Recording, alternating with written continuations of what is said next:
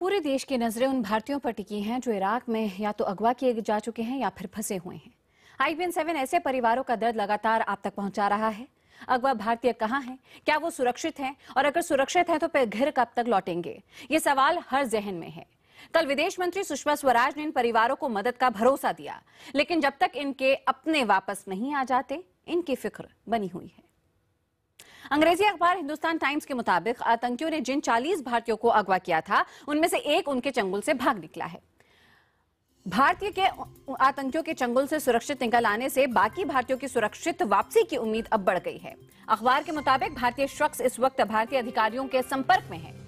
Iraqi red crescent के अध्यक्ष doctor Yasin Abbas ने भी इस बात की पुष्टि की है।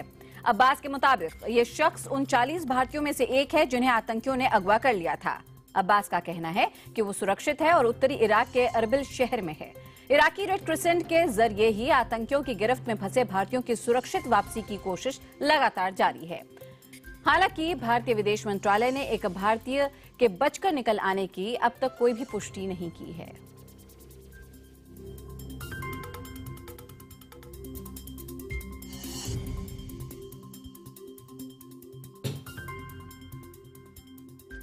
और आपको बता दें, IBN-7 की लगातार ये कोशिश है कि इस मुश्किल घड़ी में वो आपके साथ खड़ा रहे।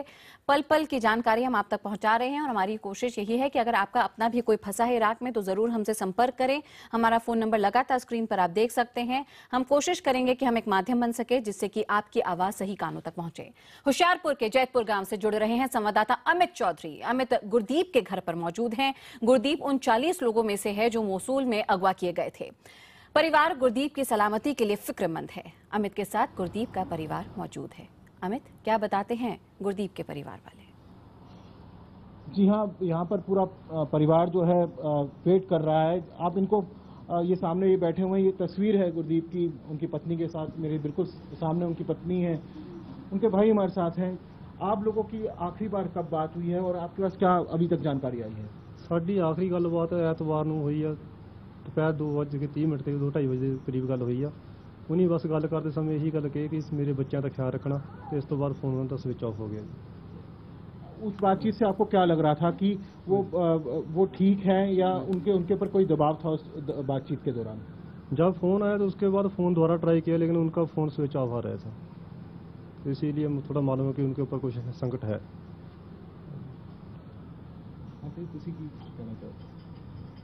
ਅਸੀਂ ਕੀ ਕਹਿਣਾ ਸੀਗਾ, ਜਲਦੀ ਜਲਦੀ ਸਾਡੇ ਬੱਚੇ ਵਾਪਸ ਆ ਜਾਣ ਠੀਕ ਠਾਕ। ਹਾਂਜੀ, ਸਾਡੇ ਤੇ ਬੇਨਤੀ ਹੈ ਬਸ ठीक ठाक आने चाहिए बच्चे। गुरदीप के छोटे छोटे बच्चे हैं। मुझे पता चला कि जब इनका बेटा हुआ, वो जो सामने है, तब वो यहाँ पे नहीं थे। अभी तक उन्होंने उसको देखा भी नहीं, उसका चेहरा। हाँ जी, 2 महीने पहले चले गए सीगे। हाँ जी, कहते सीगे आवांगे देखांगे।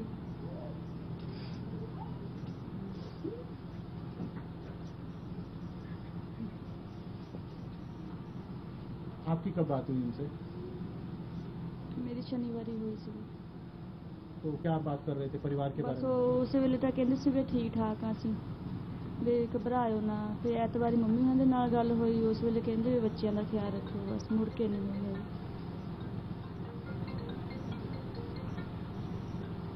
तो ये आप समझ सकते हैं कि परिवार पर क्या बीत रही होगी कि जो अभी उनका जो बेटा है, सबसे छोटा बेटा, वो अभी कुछ महीने का है और उसका मुंह भी अभी तक गुरदीप ने नहीं देखा है। उसके होने से पहले, उसके बर्थ के पहले ही वो इराक चले गए थे। फिलहाल इनको उम्मीद है कि भारत सरकार जिस तरह का यत्न कर रही है उनसे जल्द से जल्द वापसी जरूर होगी गुरदीप की और दूसरे लोगों की। आप लोगों की क्या विदेश मंत्रालय से कुछ बातचीत हो पाई है, पंजाब सरकार से या किसी और से? नहीं, गलबात पहला तो हो नहीं पाई, मतलब कि ऐतवार तो बाद उस टाइम मीडिया पंजाब सरकार से या विदेश मंत्रालय से बात हुई आप लोगों की? नहीं, हाँ, सोहन सिंह ठंडर कैबिनेट मंत्री, उन्होंने से हमारा बात हुआ था। वो बोल रहे थे कि जल्दी से जल्दी आपका जो काम है जब पूरा किया जाएगा। तो ये आप सुन सकते हैं इस परिवार की कहानी की कितने सदमे से ये लोग फिलहाल गुजर रहे हैं। बिल्कुल अमित, हम समझ सकते हैं गुरदीप के परिवारों का ये दर्द जब अपने के इंतजार में ये सब बैठे हैं और ये पता नहीं कि वो अपना है कहाँ। तमाम जानकारी के लिए और इनसे हमें बातचीत कराने के लिए आपका बहुत बहुत शुक्रिया अदा करना चाहेंगे यहाँ पे अमित। और आपको एक बार फिर से बताना चाहते हैं कि IBN 7 इस मुश्किल घड़ी में आपके साथ खड़ा है। 012043411640 ये हमारा नंबर है, आप इस पर लगातार हमसे संपर्क साध सकते हैं। और अगर आपका भी अपना कोई इराक में फंसा है तो हमें जरूर उसकी जानकारी दे सकते हैं। हमारी कोशिश यही, उम्मीद यही कि हमारे माध्यम से शायद आपकी आवाज सरकार तक, प्रशासन तक, सही कानों तक पहुंच सके। IBN 7 लगातार अपनों का इंतजार कर रहे लोगों का दर्द आपको दिखा रहा है। इसी क्रम में हमारे संवाददाता अमित चौधरी होशियारपुर पहुंचे। होशियारपुर का बेटा कमलजीत मोसूल से अगवा 40 भारतीयों में से एक है। कमलजीत के भाई परमिंदर भी अभी 8 महीने पहले ही इराक से लौटे हैं। वो उसी कंपनी में काम करते थे जहां से 40 भारतीय अगवा हुए हैं। अमित ने कमलजीत के परिवार से बात कर उनका दर्द साझा किया।